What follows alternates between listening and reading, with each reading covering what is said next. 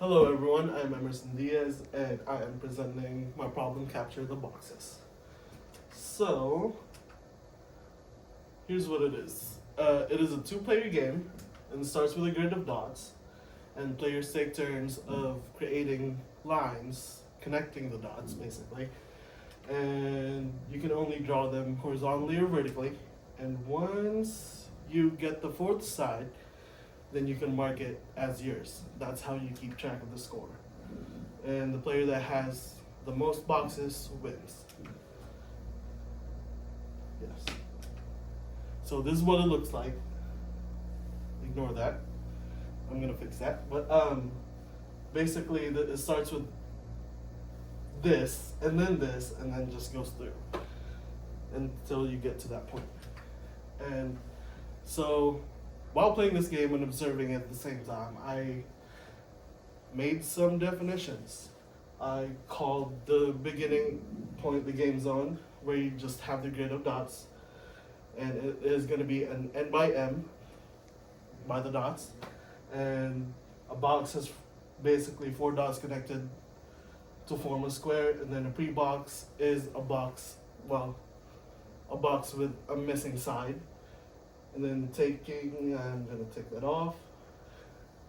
Halfway point is part of the game at which the moves left are all to create boxes.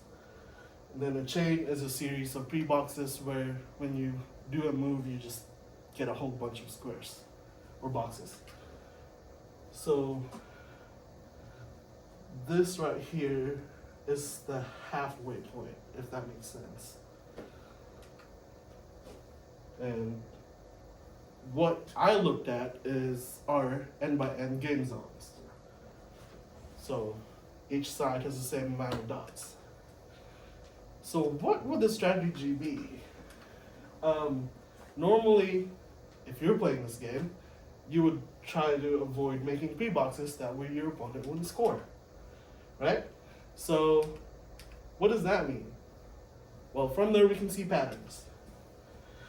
I noticed that when you have an n by n game zone, the total number of moves is this, and the halfway point is basically you divide the number of moves by 2, which is actually true for some reason. And the number of boxes is basically the size of the grid minus 1, and then you just square it. So looking at it, it turns out there is a pattern in who's gonna win, and it depends on the number of chains. So the two possible scenarios, we actually have 3, but the main two are they're even numbered chains, then the player 1 will win. If they're odd number of chains, then player 2 wins. And here's the third scenario, the exception. Basically, if for all game zones with even number of boxes, if there are even numbers of chains and even numbers of chains of the same size, then the game ends in a draw.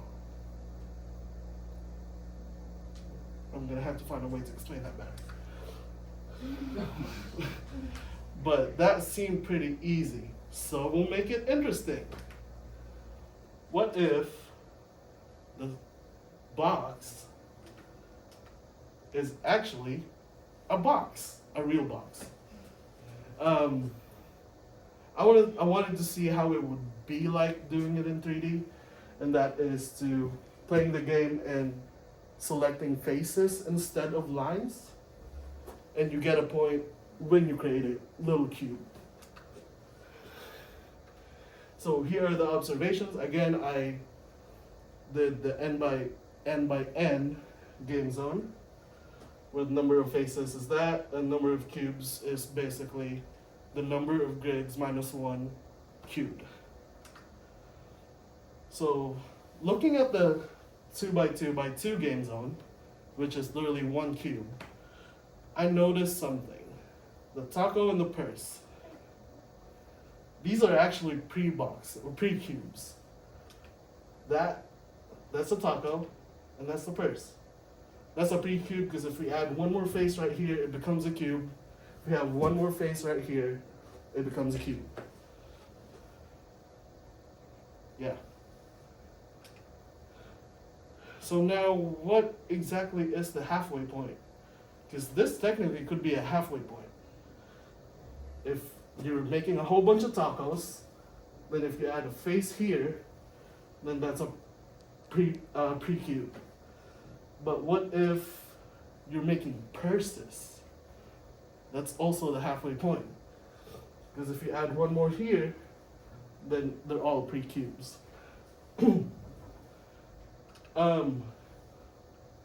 Now the halfway point actually lies within a range. And this is what I found. For a 3x3x3, it is going to be in between 8 and 24, including 8 and 24.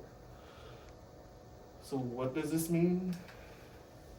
Who wins in the game? Well, the halfway point doesn't matter. I just did all that math for nothing. But it depends on the chain again, as it turns out. Same thing. 2 possible scenarios, even number of chains. Player 1 wins, odd number of chains. Player 2 wins. And then the exception again, if there are even number of total cubes, and there are even number chains of cubes, and those chains have the same length, then the game ends in a draw. And that's it. Thank you.